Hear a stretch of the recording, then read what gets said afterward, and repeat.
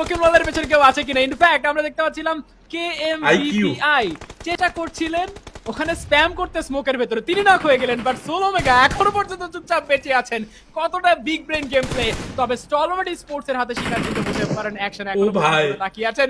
কতটা একটা প্লেয়ার খেলতে পারে। পিকা গ্রেনেড করছেন, গ্রেনেড কিন্তু মাঝে মধ্যে ভুল করে ব্রোকেন ওয়ালে পড়ে যায়, ওখানে হলে কিন্তু ওইটাই একটা ভয় এখানে ওমেগার জন্য। বাট ওকে স্টল ওর জন্য সবচেয়ে বড় মুশকিল কিন্তু এখানে স্টলবার্ট, বাট স্টলবার্ট কিন্তু এখন ওকে নজরই দেয়নি।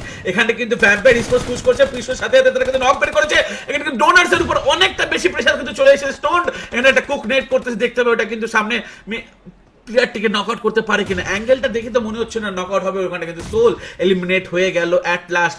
পঞ্চম পজিশনে টপ 5 যেটা বলেছিলাম ওটা কিন্তু তারা দখল করতে সক্ষম হয়েছে। বাট ড্যাম ভাই, we surviving skills, that was Assam.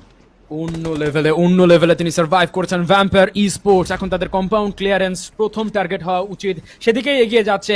Doughnuts USG মিসাইলের কথাও বলতে হবে, নামটা মিসাইল, অনেক বড় সড়ো শব্দ করার কথা, তবে তিনি কিন্তু নিঃশব্দ এখান থেকে বেঁচে আছেন। অনেকক্ষণ ধরে তার আশেপাশে ক্যাওটিক সিনারিও ছিল, সেটা তিনি ধরে রেখেছিলেন। বক্স গেমিং এর সাথে স্টলওয়ার্ড স্পোর্টস এর ফেস টু ফেস ব্যাটেল।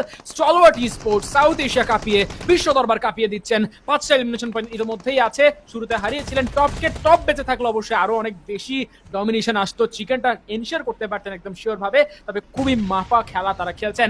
চমৎকার গ্রেনেড, এই নকটা কিন্তু খেলা ঘুরে দিতে পারে। আরো বেশ কিছু ফলো গ্রেনেড আছে, তবে স্মোক এখানে খুবই ইম্পর্টেন্ট হবে। পিকার সামনে একটু হালকা বাম দিকে করা যে স্মোকটা, ওই স্মোকটা কিন্তু সবচেয়ে বড় পার্থক্য করে দিচ্ছে। তবে স্টলওয়ার্ডের জন্য বক্স গেমিং যতটা এখান থেকে প্রবলেম হতে পারে, তার চেয়ে বড় প্রবলেম কিন্তু ভ্যাম্পায়ার স্পোর্টস।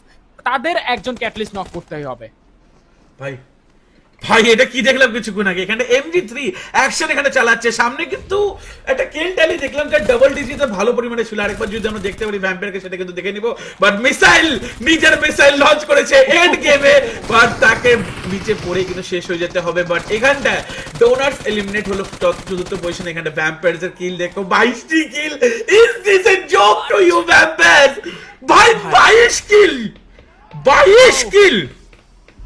ভাই, এটা একটা STR tournament. This is an 23 ভাই, এসটিআর টুর্নামেন্টে 22 কিল প্রথম ম্যাচে, কোন লেভেলে তারা খেলছে। ভ্যাম্পায়ার স্পোর্টস প্রথম ম্যাচের চিকেন ডিনার হোল্ডার তারা হয়ে গেছেন এই ম্যাচের বিজয়ী।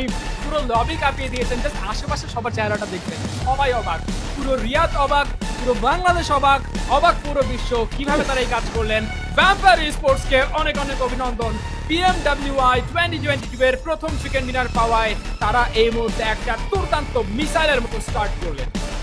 এখানটা কি বলবে বলো তো? এখানটা ভ্যাম্পায়াররা বলবে দিস ইজ থাইল্যান্ড।